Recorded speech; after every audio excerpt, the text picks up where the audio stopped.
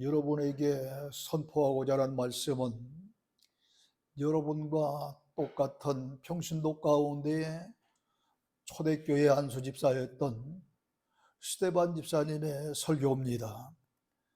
그런 그 옛날 사도 출신도 아니요 오늘날 목사와 같은 그런 신앙적인 그런 지도자도 아닌 평신도임에도 불구하고 하나님의 귀한 말씀을 전하고 선포하는 그런 위대한 설교가였습니다. 뿐만 아니라 그는 어느 누구도 순교를 한다 할지라도 주님께서 일어나 환영한 적이 없는데 주님께서 그가 순교할 때 하나님 우편에 서셨던 그 주님이 벌떡 일어나셔서 그만 이 스데반 집사님을 영접하여 환영했던 그만큼 위대한 인물이 바로 이 스데반 집사님입니다. 그동안 이 스데반 집사님은 430년이라고는 긴 세월 동안 애굽에서 고통받았던 이스라엘 백성들을 인도해낸 모세에 대한 말씀을 증거했습니다. 그 모세는 남자아이가 태어나면은 다 나일강에 빠뜨려 주기라고는 바로 왕의 엄명이 떨어진 비우리 시대에 태어난 그런 사람인데 그 모세는 이렇게 왕의 명령이 남자아이가 태어나면 누구든지 다 나일강에 빠뜨려 주기라는 그런 엄명으로 인해서 혹시라도 숨겨 키우는 사람이 있을까 해서 날마다 순찰대를 돌리면서 감독하는 그런 시대였습니다.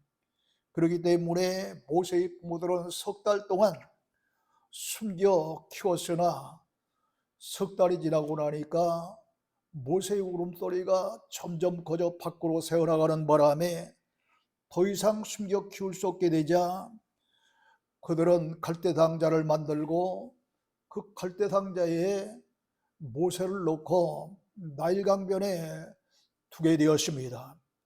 이렇게 갈대 상자에 담겨 나일강변에 버려진 바 된 그런 모세였으나 하나님의 은혜로 마침 바로왕의 딸 공주에 의해서 목욕 나왔던 그 공주에 의해서 구출되고 궁중에서 40년 동안 애굽의 최고 학문을 닦으며 성장하였으나 동족의 노동 현장에 나갔다가 동족 히브리인이 애굽 사람에게 맞는 것을 보고 더 이상 참지 못하고 동족에 불타서 그만 그를 쳐 죽인 사건으로 말미암아 더 이상 궁중에서 살지 못하고 미디안 광야로 도망쳐 제사장 이드로의 양을 치면서 40년 세월을 또 광야에서 보내게 됩니다. 그런데 이 40년이 참에 모세가 양떼를 몰고 하나님의 산 신의 산이라고도 하고 호렙산이라고도 하는 그 산에 이르렀을 때에 가시떨기나무 가운데에 불이 붙었지만 타지 않는 불꽃 가운데에만 하나님의 천사를 보게 되고 너무도 그 사실이 놀라워 알아보려고 가까이 가다가 하나님의 음성을 듣게 되었습니다. 그 하나님의 음성은 내 백성이 애굽에서 괴로움을 받음을 내가 확실히 보고 그 탄식하던 소리를 듣고 그들을 구원하려고 내려왔노니 이제 내가 너를 애굽으로 보내리라 하는 그런 하나님의 음성이었으니 이 음성은 모세를 애굽에서 구출내려고 이스라엘의 영도자로 세우시겠다고 하는 그런 하나님의 부르심의 음성이었습니다. 그리하여 모세는 애굽에서 430년 동안 노예 생활을 하며 고통 중에 있었던 이스라엘 백성들을 인도하여 넓고 검푸른 홍해바다를 건너 광야로 나오게 했고 광야에서 40년 동안 기사와 표적을 행하면서 이스라엘 백성들을 인도해냈습니다.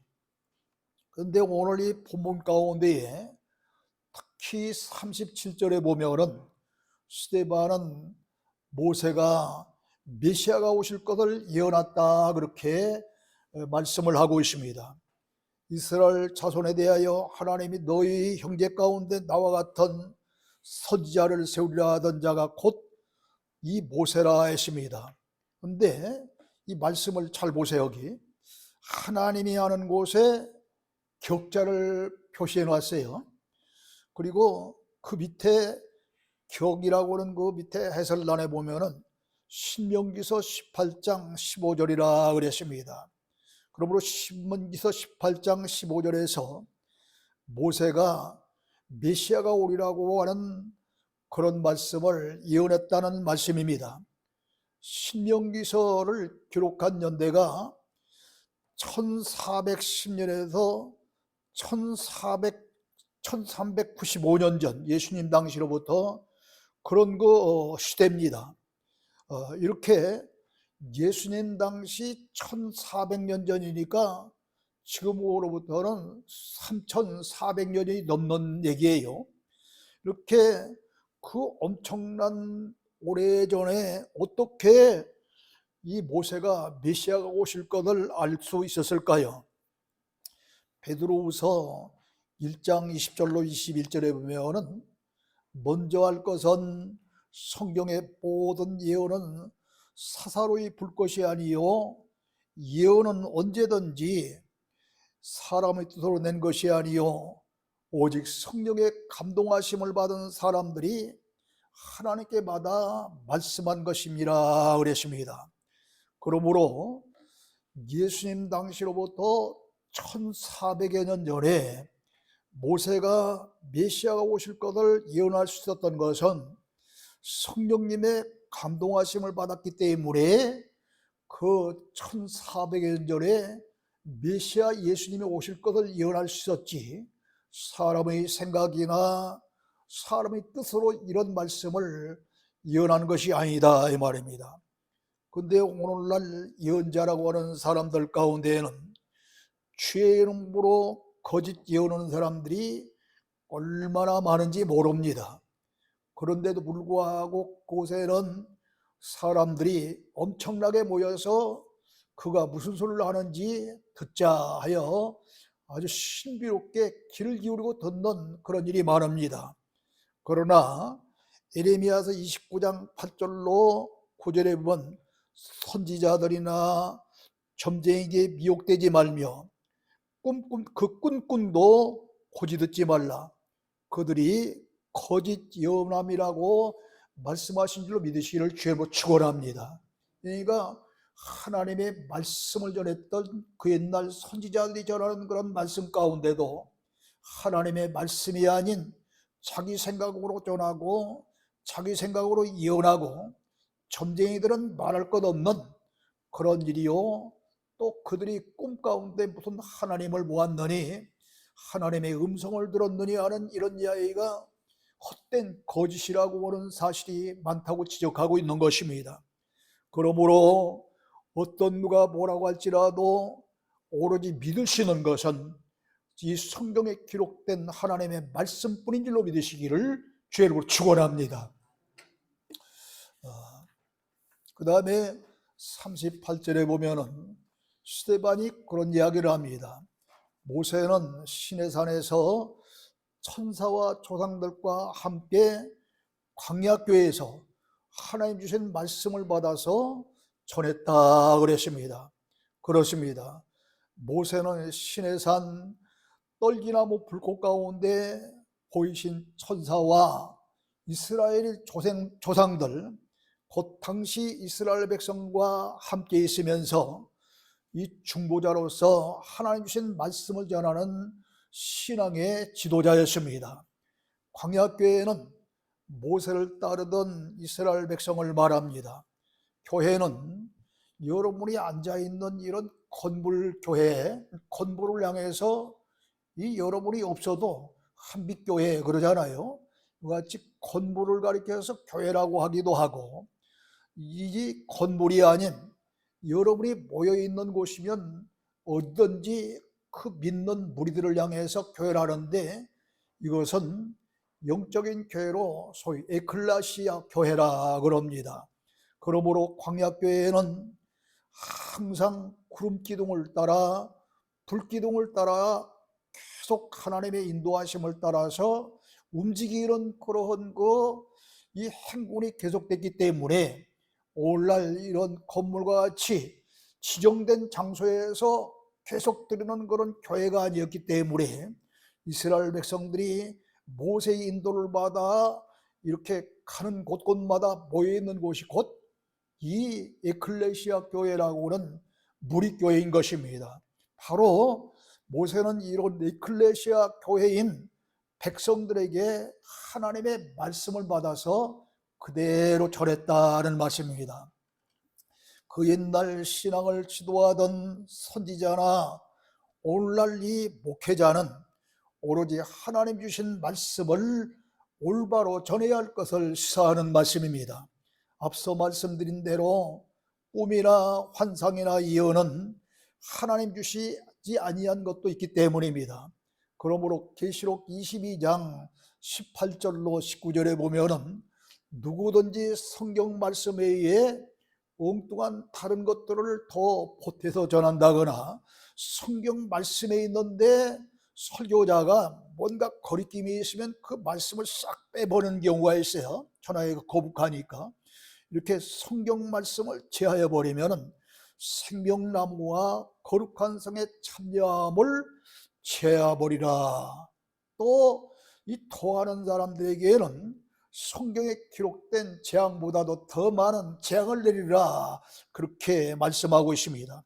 이렇게 말씀을 가르치는 자는 말씀을 잘못 가르치면 화가 임하는 것입니다. 그러므로 모세처럼 하나님이 주신 말씀대로 바로 전해야 하고, 성도 여러분은 복음이 아닌 다른 복음을 들으면 절대로 안 되는 것입니다. 근데 며칠 전 어느 신문을 보니까 대형교회의 문제점을 신랄하게 지적한 그러한 이 기독교 기자 출신인 그런 사람이 아주 일면을 잘 기록해 놨는데, 어느 대형교회 목사님이 어느 행사에서 설교를 딱 1시간 하는데 성경 말씀은 전혀 없고 자기의 간증만 1시간 하는데, 그게 믿을 수 있는 사건인지 믿을 수 없는 사건인지 분간 못할 얘기만 하더라 그래놨어요. 그러면서 오늘날 대형교회가 되기까지는 여러 가지 이유가 있어요. 물론 목사님이 훌륭한 목사님도 있습니다. 그러나 어쩌다가 교회마다 있는 전도왕을 만나서 그들이 전도하는데 어떤 분은 혼자 1년에 몇백 명씩을 전도하는 그런 사람도 있어요. 집사님들이, 권사님들이. 이런 사람을 만났다거나 아니면은 신비한 어떤 기사와 이적이 일어나서 교회가 부흥되기도 하고 여러 가지 요인에 의해서 부흥됐는데, 진정 큰 교회든지 작은 교회든지 하나님이 말씀하시고 원하시는 대로 그대로 놔두면 지옥 갈 백성이기 때문에 그 영혼이 불쌍하고 그 영혼이 정말로 안타까워서 불타는 심령으로 전도했느냐, 오직 교회 성장이라고 하는 목표를 두고서 큰 기업가 같은 목사가 되기 위해서 교인들에게 말씀을 선포하고 증거하며 전도하라고 이렇게 외쳤는가, 아주 심각하게 돌아볼 일이 그 맞는 얘기 아닙니까? 여러분, 실질적으로 우리도 이 교회 성장이라고는 교회가 부흥되고 발전돼야 되겠지만 이 교회 성장의 목표가 도대체 어디가 있느냐? 저 자신으로부터 전사님 그리고 여러 이 권사님들 참 생각을 해볼 까닭이 필요가 있는 거예요. 교회 성장에서 뭐 할 것이냐, 이 말. 교회 성장에서 교회 성장에서 좋은 사람 다른 사람 아니에요. 목사가 좋은 거, 기업가 같은 사람이 되는 거예요. 지금 큰 교회 대형교회 목사들은 사례비가 수천만 원, 수억이 넘는 사람이 있습니다. 이건 대형 기업가예요, 기업가. 이걸 위해서 교회 성장을 외치는 목사가 수두룩박적하다고 지금 신문이 얘기를 하고 있는 거예요. 자, 하나님 그런 거 아니지 않습니까? 죽어가는 영혼들이 불쌍하니까 그들을 구원해내기 위해서 안타까운 심령으로 정말 불타는 마음으로 그들을 건져내는 일을 해야 되는 것이 교회의 사명인 것이죠. 그러므로 다른 대형교회나 다른 교회들이 어찌됐든지 간에 저를 비롯해서 우리 모두는 교회 성장의 목표를 그런 엉뚱한 것에 두지 아니하고 정말로 내 사랑하는 자녀와 가족 그리고 이웃 친구들이 이대로 놔두면은 지옥 갈 수밖에 없지 않느냐. 그들을 어떻게든지 구원해야 되겠다는 그런 불타는 신앙적인 마음으로 전도할 수 있는 저와 여러분 되시기를 주님으로 축원합니다. 이것이 올바른 목표가 되는 것입니다. 그러다 보니까 이 교회 성장의 목표를 엉뚱한 곳에다 보니까 성경 말씀을 보태기도 하고 빼기도 하고 엉뚱한 소리 짓거린다 그런 이야기입니다. 지금 오늘 우리는 결코 그래서는 안 된다는 겁니다. 그리고 이제 스데반은 또 모세는 이스라엘의 영도자로서 이렇게 큰 일을 했는데 이스라엘의 조상들 모세가 있었을 때 당시 이스라엘 백성들은 그런 모세에게 불순종을 했다는 것입니다. 39절로 43절에 있는 말씀이 이스라엘 조상들이 모세에게 불순종한 내용을 기록한 내용이에요. 그 내용을 보면 첫째로 조금만 어려움이 있으면 모세를 원망하며 종살이하던 그런 애굽을 오히려 마음으로 그리워했다는 것입니다. 출애굽기 14장 11절로 12절에 보면은 이스라엘 백성은 430년 만에 모세의 인도로 애굽을 떠나 구름기둥과 불기둥을 따라 광야로 나왔는데 광야로 나오자마자 검푸른 그런 넓고 깊은 홍해바다를 만납니다. 오늘날처럼 배가 있는 시대도 아닙니다. 뭐 다른 어떤 방법으로 그러한 넓고 검푸른 홍해바다를 건널 재갈이 없는 거예요. 그러니까 이 홍해바다 앞에서 이스라엘 백성들은 모세에게 애굽에 매장지가 없어서 당신이 우리를 이끌어내어 이 광야에서 죽게 하느냐, 어찌하여 당신이 우리를 애굽에서 끌어내어 우리에게 이같이 하느냐, 우리를 내버려두라, 우리가 애굽 사람을 섬기는 것이 광야에서 죽는 것보다 낫겠노라 하면서 모세를 원망하고 불평했습니다. 그래서 종살이하던 애굽을 오히려 그리워했습니다.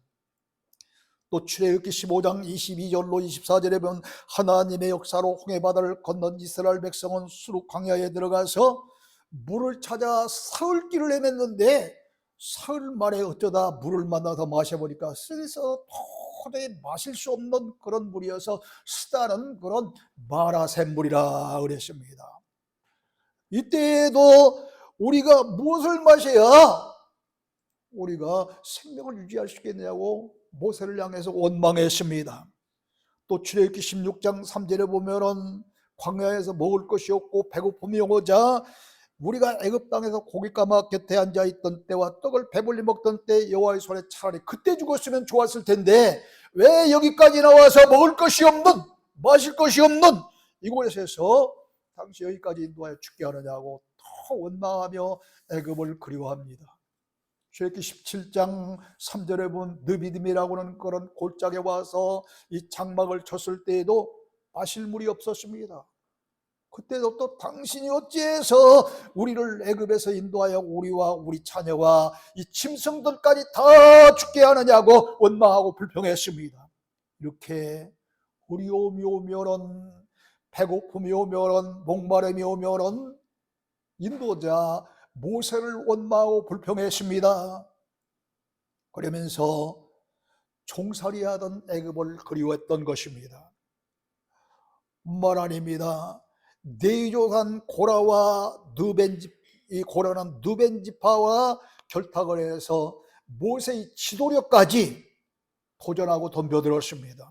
민수기서 16장 1절로 3절에 보면은 이스라엘 레위 자손 이 고라 그가 누벤지파의 다단과 온이라고 그런 것 등을 조직해서 250명의 족장을 선동하여 모세와 아론의 지도력에 도전합니다. 그러면서 모세의 명령을 거스리고 권세를 인정치 않았습니다. 그러나 모세와 아론은 하나님이 세우신 지도자이기 때문에 이 모세에게 도전하는 것은 하나님께 도전하는 행위와 같은 것입니다. 그러므로 31절 33절에 보면 결국 갑자기 땅바닥이 갈라지면서 고라에게 속한 집과 재물과 그리고 모든 사람이 산채로 갈라진 땅속에 파묻혀서 다 죽어 멸망하고 맙니다. 또 그대로 끝나지 않습니다. 저 모세가 하나님의 명을 받아 십계명을 받기 위해서 시내 산 꼭대기에 올라갔는데 아이 내려올 줄 알았니? 모세가 내려오지 아니하고 더딥니다. 기다리다 못한 이들은 아론에게 우리를 위하여 우리를 인도할 신을 만들라고 막 아우성을 칩니다. 아니 여기서 아론이 좀 조금만 더 기다려보자고 이렇게 그들을 참 다독거렸으면 얼마나 좋았을까 하는 생각이 드는데 그 소리를 들은 아론은 그래?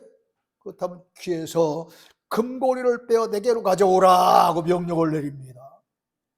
가져다 주니 이 금고리를 녹여서 금송아지 형상을 만듭니다.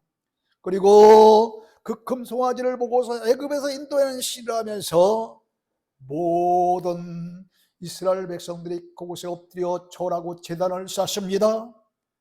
이를 하나님이 보시지 아니할 리가 없죠. 이를 보신 하나님께서 모세에게 이렇게 말씀하십니다.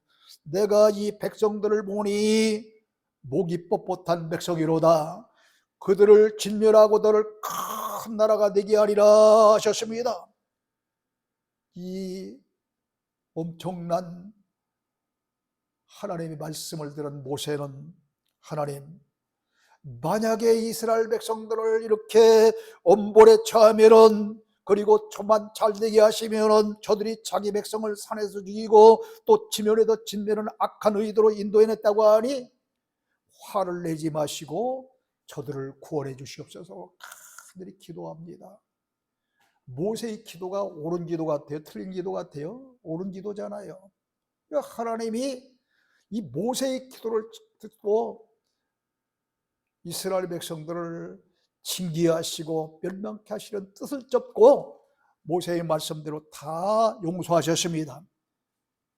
이렇게 힘들고 어려울 때마다 목자를 향해 지도자를 향해서 백성들은 원망하고 불평하고 가진 그런 시비를 걸어오지만 내 안에 있는 백성들이 내 안에 있는 교인들이 잘 되기를 바라면서 하나님이시여 그 화를 거두어 주시옵소서 기도하는 것이 목자의 심정인 줄로 믿으시를 주님으로 축원합니다. 목자는 이 심정이 돼야 되는 거죠. 그 다음에 42절로 43절에 보면 아니 이것으로 끝나지 않고 하늘의 군대와 몰록고 계신 네 판의 별 형상을 우상으로 섬겼다 그랬습니다. 여기 42절에도 보면은 도대체 이 하늘의 군대가 뭔가 그 앞에 뭐라고 하냐면 그 하늘의 군대였는데 거기다 뭐라고 써요? 숫자 써놨죠. 2라고 써놨어요. 그렇죠? 여러분 성경에 써놨잖아요. 2라고. 그 하늘의 군대 2라고 기록했는데 그 밑에 해석란에 보면 뭐라고 하냐면 하늘의 별들이라 그랬습니다. 그러니까 이 하늘의 군대는 하늘에 두둥실 떠 있는 별들을 가리키는 거예요 지금. 그런데 또 쭉 내려면 아모스 5장 25절 27절이라고도 써놓은 그런 성경이 있어요. 그 아모스 5장 25절 27절에 보면 하나님께 이스라엘 백성을 향해서 40년 동안이나 광야에서 내게 생과 소재물을 드린 너희가 왕과 우상과 너희를 위하여 만든 별영상 우상으로 섬겼느냐? 그 별영상을 가지고 오라. 너희를 다메섹 밖으로 사로잡혀 가게 하리라고 꾸짖는 내용이 나옵니다. 이처럼 지도자요 이 신앙의 위대한 그러한 거 모세를 반역하고 불순종한 것은 하나님을 반역하고 불순종한 것이나 다름없습니다. 모세는 하나님께서 불러세우신 하나님의 사자요 하나님께서 모세를 통해서 이스라엘 백성을 인도해 가셨기 때문입니다. 그런데 이스라엘 백성은 조금만 어려우면 또 불만이 있으면 모세를 원망했습니다. 그것으로 끝나지 않고 반역까지 했습니다. 모세가 잠시 보이지 않으면 금송아지 같은 그런 우상을 만들어서 엉뚱한 짓거리하며 하나님을 멀리했습니다. 저들은 하나님의 놀라운 능력과 이적과 기사를 보면서도 그렇게 한 것입니다. 오늘날도 마찬가지입니다. 어려움이 오면 원망하고 시험이 들어 믿음이 흔들리기도 하고 때로는 교회를 떠나는 일도 있습니다. 그런데도 하나님께서는 내버려 두시기도 한다 그랬어요. 왜 이렇게 우상을 섬기며 하나님을 멀리하는 그런 사람들, 하나님께서 그들을 내버려 두실까요? 아니, 엉뚱한 짓거리, 예수 믿으면서 엉뚱한 짓거리 하는 사람 얼마나 많습니까? 그런데도 왜 내버려 두십니까? 아니, 하나님을 참 믿다가 교회를 떠나서 세상으로 흘러가는 사람들, 오히려 잘 되는 사람들 얼마나 많습니까? 여러분, 의아스럽지 않아요? 며칠 전 우리 전도사님이 그래요. 목사님, 의의 말씀을 수년 동안 들은 왜 집사님들이 이단에 갔습니까? 하고 이거 뭐 성경에 이르되 모세 같은 위대한 지도자 밑에 있는 사람들은 왜 그러십니까? 우리 이단 간 사람, 이단 교회 간 사람 몇 명 있어요? 풀릴 수 없는 숙제들이 이렇게 성경에 나타나는 거예요. 근데 여러분, 로마서 1장 24절로 26절에 해답이 들어 있습니다. 로마서 24장 1장 24절 26절 잘 보세요. 그러므로 하나님께서 그들을 마음의 정욕대로 더러움에 내버려 두사 그들이 몸을 서로 욕되게 하셨으니 이는 그들이 하나님의 진리를 거짓 것으로 바꿔 피조물을 조물주보다 더 경배하고 섬김이라 했습니다. 하나님이 이처럼 잘못돼도 그냥 내버려 두심도 하나님 주시는 그런 일종의 벌이요 징계라고 하는 사실을 로마서 1장 24절 26절은 말씀하고 있는 줄로 믿으시길 주여 축원합니다. 그 자체가 아예 외면하는 것이, 그러기 때문에 히브리서 12장 8절에 보면 징계는 다 받는 것이거늘 너에게 없으면 사생자여 친아들이 아니니라. 우리는 잘못해도 하나님의 뜻대로 살지 아니해도 벌받지 아니고 징계받지 아니고 오히려 잘 되는 것 같으니까 이게 웬일인가 싶지만 그 자체가 사생자와 똑같이 취급한다는 거예요. 지금 하나님은 여러분 가운데 하나님 말씀대로 살지 않는데도 아무 벌도 징계도 없는 분이십니까? 그러나 아무 벌도 징계도 없는 그 자체가 하나님의 벌이요 징계인 줄 깨닫기를 바랍니다. 그리고 어서 빨리 돌이키고 회개하며 하나님 말씀대로 순종하는 여러분 성도가 다 되시기를 주의 축원합니다. 때로는 징계하시고 망하기도 한다 그랬습니다. 모세의 지도에 도전했던 레위 자손 고라를 보세요. 민수기서 16장 31절로 33절에 보았듯이 땅이 갈라지면서 고라에 속한 그런 집이 다 그 땅 속으로 들어갑니다. 재물이 다 땅 속에 들어갑니다. 그것뿐만 아니라 이 아까운 생명들이, 이 고라에 속한 모든 생명들이 다 땅 속에 파묻혀 죽고 망합니다. 출애굽한 이스라엘 백성은 갈렙과 여호수아만 취하고 다 광야에서 죽고 맙니다. 왜 그러십니까? 모세와 아론을 원망하고 불평하고 하나님을 원망하고 불평하다 이렇게 된 거예요. 그러나 출애굽하면서 장장 40년 동안 광야 생활했는 거로 그 40년 동안에 난 아이들이 있어요. 이들을 가르쳐서 보면 출애굽 2세다 그럽니다. 출애굽을 하와자란 사람들은 몇 살이 됐겠어요? 마지막에 40살 됐을 거 아니에요? 40년 동안 그랬으니까. 이들이 갈렙과 여호수아라고 하는 그런 신학의 이전 위대한 출애굽한 사람 가운데서 2명과 이 광야에서 난 그런 사람들과만 이 가나안 땅에 들어간 것입니다. 나머지는 다 죽었어요. 원망하고 불평하다가. 가나안 땅에 들어간 백성들도 하나님을 멀리할 때마다 저 아수르나 블레셋 같은 나라를 몽둥이로 사용하시고 막대기로 사용해서 그들을 치고 징계하셨습니다. 뿐만 아니라 민족적으로 큰 범죄를 할 때에는 말할 수 없는 그런 그 골리앗 장군이 쳐들어와서 엄청난 그런 전쟁을 일으키기도 하잖아요. 뿐만 아닙니다. 70년이라고는 바벨론 그런 포로 생활까지 하게 됩니다. 그래서 그들은 눈물로 70년 동안 애환을 달래야만 했습니다. 가나안 땅에 들어간 백성들도 이와 같이 하나님을 멀리하고 하나님의 뜻대로 살기 위하면 언젠가는 이렇게 되는 거예요. 오늘날도 하나님께 불송한 자에게 그냥 내버려 두시기도 하는가 하면은 어떤 사람처럼 하나님의 징계도 있고 하나님의 엄청난 그런 그 벌도 있어요. 뿐만 아니라 불순종할 때는 이렇게 징계도 하시지만 한편 하나님 그런 큰 은혜를 주시는 그런 사랑의 하나님이십니다. 44절 보세요. 본문 광야에서 이스라엘 조상들에게 증거의 장막을 주셨다 그랬습니다. 이 장막은 오늘날 텐트와 같은 그런 비슷한 것으로 천막 성전입니다. 하나님께서 모세에게 보여주신 설계대로 지은 최초의 광야교회입니다. 아까 하나님의 말씀을 받아 전할 때엔 에클레시아라고는 모여있는 백성들의 전한 그런 영적 교회를 얘기했어요. 그런데 지금은 증거의 장막이라고는 그 장막 얘기가 나오는데 그것이 바로 이 천막 같은 그런 장막이에요. 교회예요, 말하자면. 근데 하나님께서 모세에게 이렇게 지어라 하고서 설계도를 쫙 보여주셨는데 그 설계도를 지었다는 거예요. 그럼 왜 이런 번듯한 건물교회가 아니고 천막 같은 교회였을까? 계속해서 이동해야 되기 때문에 건물 지어놓고 또 떼키세요? 그러니까 천막 같은 교회는 뜯었다 다시 또 조립했다 이러기 때문에 이걸 가리켜서 이제 천막교회 또 증거의 장막이다 그러는데 그 증거의 장막이라고 하는 것은 그 속에 하나님께서 그 속에 뭘 넣게 하셨느냐 하면은 돌판에 새긴 그런 십계명, 그 다음에 날마다 이 새벽에 이스라엘 백성들에게 양식으로 내렸던 만나, 그리고 이제 아론의 쌍난 지팡이, 이 세 가지를 넣어서 보관하도록 했는데 그것들이 들어있기 때문에 이거 증거가 되는 거 아니에요? 하나님이 살아계시다 그러면. 그래서 그걸 가리켜서 증거의 장막 그렇게 말씀하십니다.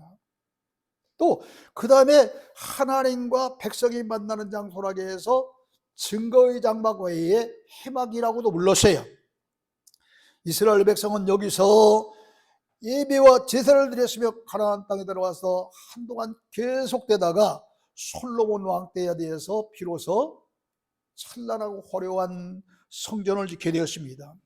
이렇게 장막 성전을 주시고 가나안 땅에 들어와 이 솔로몬이 성전을 짓기 전까지도 이곳에서 예배와 제사를 드릴 수 있도록 하신 것은 잘못해도 또 하나님의 그런 은혜를 깨닫지 못하고 감사하지 못해도 그럼에도 불구하고 하나님은 당신의 백성이기 때문에 여기서 예배하고 제사하고 그런 은혜의 성전을 주셨다는 거예요.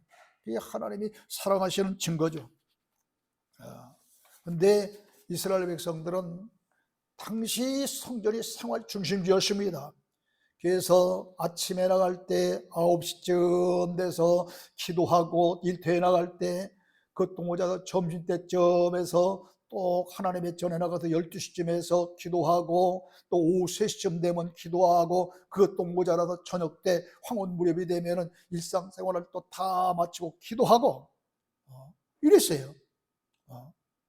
그러므로 저들에게 하나님 앞에 기도한 비중이 크기 때문에 성전이 생활 중심지가 된 겁니다. 그런데 그때 당시 성전은 네 종류의 성이 있었는데 첫 번째로 광야 생활 중에 이동하며 천막처럼 뜯었다 맞추었다 했던 장막 성전, 두 번째는 솔로몬이 왕이 되었을 때 지었던 솔로몬 성전, 그 다음에는 바벨론 포로 생활 이후에 그때 다 무너지고 회파된 그 성전을 다시 이제 스룹바벨이 성전을 짓게 된 스룹바벨 성전, 그리고 로마 제국에 의해서 완전히 파괴된 그런 이 성전, 이것을 헤롯이라고는 왕이 다시 수리하고 다시 그렇게 증건을 했는데 이걸 가리켜서 이제 헤롯 성전 이렇게 해서 네 가지 성전이 있었습니다. 장막 성전, 그 다음에 솔로몬 성전, 그 다음에 스룹바벨 성전, 그 다음에 헤롯 성전 이렇게 해서 네 가지 성전이 있었어요. 오늘날도 우리에게 교회에 성전이 있다는 것이 얼마나 큰 은혜요 감사한 일인지 모릅니다. 다른 사람들이 건축해 놓은 큰 성전보다 비록 작지만 우리 선수 마련한 성전에서 예배하며 좋은 교회로 성장시켜 나갈 때 하나님이 기뻐하실 줄로 믿습니다. 좋은 교회란 결코 큰 교회도 좋고 작은 교회도 나쁜 교회가 아닙니다. 크고 작은 교회를 떠나 하나님의 뜻대로 그 교회가 이제 말씀이 있고 기도가 있고 하나님의 뜻대로 사는 교인들이 있느냐에 따라서 좋은 교회인지 나쁜 교회인지 갈라지는 것이지, 교회의 크기에 따라서 좋은 교회 나쁜 교회 갈라지는 게 아니에요. 그러므로 여러분이 우리 모두가 다 정성 들여 헌금한 이 성전 가지고 이 성전 구입했잖아요. 우리들이 비록 작은 교회지만 구입한 이 성전, 여기서 저 이스라엘 백성들처럼 예배하고 기도하고 말씀을 배우며 기대 우리에게 주신 이 의의 말씀을 배우고 익히고 전도하는 성도 여러분이 될 때에 하나님이 기뻐하실 줄로 믿으시를 주로 축원합니다. 사랑하는 성도 여러분, 스데반 집사는 80에 부름받은 모세를 소개하기를 애굽에서 430년 동안 노예 생활하던 이스라엘 백성을 인도하여 홍해바다를 건너게 하고 40년 동안 광야에서 기사와 이적을 행하면서 광야길을 인도했으며 1400여 년 전에 메시아 예수님이 오실 것을 예언했으며 또 시내산에서 천사와 조상들 사이에 중보자로서 있었으며 생명의 토인 율법과 또 계명을 받아 곧 말씀을 받아서 이제 백성들에게 전했노라고 그랬습니다. 그런데 이런 큰 일을 한 모세를 백성들이 알아주지 아니하고 원망했다는 거예요. 반역했다는 거예요. 실질적으로 이스라엘 조상들은 모세에게 불순종의 우상을 섬겼으며 반역했습니다. 조금만 어려우면 원망했습니다. 고라의 자손은 모세의 고뇌조차 인정치 아니했습니다. 모세가 시내산에서 늦게 내려오자 그들은 금송아지를 만들어 절하고 이것이 애굽에서 우리를 인도하는 신이라고 그 앞에 절하지 않았습니까? 이런 우둔한 백성을 잃고 출애굽한 이 모세는 광야길을 인도하느라 참으로 엄청난 어려움도 많았고 말할 수 없는 고난도 많았습니다. 그런데도 항상 이들을 위해 하나님께 기도하면서 주신 사명 끝까지 감당했던 것이 바로 위대한 모세입니다. 오늘날 우리 한국교회도 마찬가지입니다. 시대마다 필요한 종들을 세워서 성도들을 인도하며 여기까지 왔습니다. 그러나 이제는 성도 여러분도 스데반 집사님처럼 일어나 말씀을 전해야 될 시대가 온 것입니다. 지난 시간에도 말씀을 드렸지만 예수님께서 십자가에 달려 돌아가실 때에 시장이 찢기면서 이 지성소에 들어갈 수 있는, 제사장만이 들어갈 수 있는, 지성소에 누구든지 들어갈 수 있는 소위 제사장권, 이런 권리가 생겼다 그랬습니다. 그래서 이제는 모두가 다 하나님 앞에 개인적으로 나아가 기도하며 자기의 죄를 자백하고 회개하며 용서함 받을 수 있고, 나아가 그 다음에 보면 뭐라, 베드로전서 2장 9절에 보면 어둠에 사로잡혀 있는 백성들을 불러내 기이한 빛 가운데로 인도하라는 하나님의 명령이 주어졌다고 하는 사실을 지난 시간 전한 바 있어요. 그렇습니다. 지금도 어둠에 사로잡혀 있는 이단교회가 있고 기성교회가 있을지라도 엉뚱한 성경 말씀에 이상한 것들을 더하거나 빼자치거나 말씀을 제대로 전하지 못하는 그런 사람들 밑에 있는 교회들이 어둠 가운데 있는 사람들이고요. 그들을 불러내어 생명의 빛으로 인도하라는 하나님의 덕을 선포하라고 베드로전서 2장 9절에서 명령하셨습니다. 그 일을 누가 해야 되겠습니까? 하나님의 진리의 말씀, 의의 말씀을 받은 우리들이 해야 될 일입니다. 이 사실을 잘 깨닫고 우리의 힘과 능으로 일도 할 수 없습니다. 오죽하면은 예수님이 저 감람산에서 120문도와 가족들과 제자들이 보는 가운데에 이제 승천하시면서 마지막 부탁으로 그런 말씀을 하셨겠어요. 너희에게 성령이 임하시면 권능을 받고 예루살렘과 온 유대와 사마리아 땅까지 복음의 증인이 되라. 우리의 힘과 능력으로는 할 수 없기 때문에 성령 받으라는 것입니다. 능력 받으라는 것입니다. 우리의 사명이 이런 것인 줄 알지만 우리 힘과 능으로 할 수 없습니다. 기도하시기 바랍니다. 말씀을 사모하시기 바랍니다. 그러다가 성령 충만받고 주의 권능 받으면 우리도 전도할 수 있습니다. 우리도 얼마든지 의의 말씀을 전파할 수 있는 입이 열려지고 우리의 두뇌가 열려지고 담대한 그런 마음이 생길 줄로 믿습니다. 우리 이 사실을 깊이 깨닫고 이제는 전하는 사명이 그 어떤 누구보다 우리 교회 여러분과 저에게 주었다는 사실을 깨달으면서 사명감에 불타 기어코 내 힘과 능력으로는 할 수 없지만 주님 내게도 성령 충만 주시고 주의 능력 주시면 이 일을 감당하리로다 기도하며 결단하는 이 시간 되어지기를 주님으로 축원합니다. 하나님 아버지 은혜를 감사합니다. 아버지여 바라옵고